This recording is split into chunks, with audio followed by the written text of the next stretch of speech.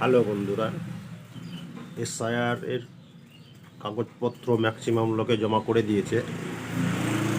এবার কিছু লোকের হেয়ারিং চলে আসছে। হেয়ারিং কিন্তু আতঙ্কেরই ব্যাপার, কারণ হচ্ছে আপনার সব কিছু ঠিক থাকার ফলেও ঠিক নেই।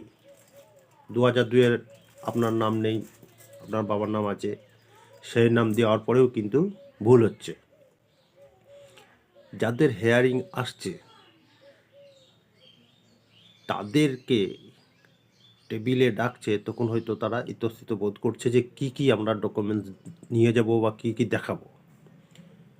ওইখানে যদি এবার ধরেন ঠিকমতো যদি ডকুমেন্টস না দেন, তাহলে আবার আপনাকে ছোটাছুটি করতে হবে। ওইখানে বলবে এমুক জেরক্স করুন, তেমুক জেরক্স করুন, অনেক কিছু বলবে। তো প্রথমত আপনার কাছে হিয়ারিংয়ের যে নোটিশটা আছে সেটা আপনি অরিজিনাল নিয়ে যাবেন। তারপরে এসআইআর প্রথমকার ফর্ম যেটা দিয়েছিলেন, যেটা আপনার কাছে জমা আছে, সেটা নিয়ে যাবেন। মাধ্যমিকের অ্যাডমিট মার্কশিট, আধার কার্ড অবশ্যই নিয়ে যাবেন, ration card, voter card, pan card এবং 2002-এর প্রথম পাতা এবং 2002-এর যেখানে আপনার বাবা মা, নানা নানি, দাদা দাদি যেখানে দিয়ে আপনি ট্র্যাকিং করেছেন সেই জায়গাটাও কিন্তু নিয়ে যাবেন অবশ্যই।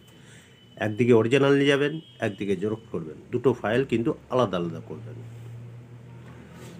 ফলে কী হবে, আপনাকে ছুটাছুটি করতে হবে না।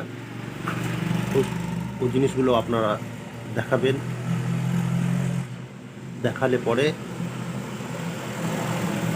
নির্বাচন কমিশন এখন যা করছে তাতে মনে হয় না কিছু কিছু ব্যক্তির, আমি বলবো না কোন ব্যক্তিদের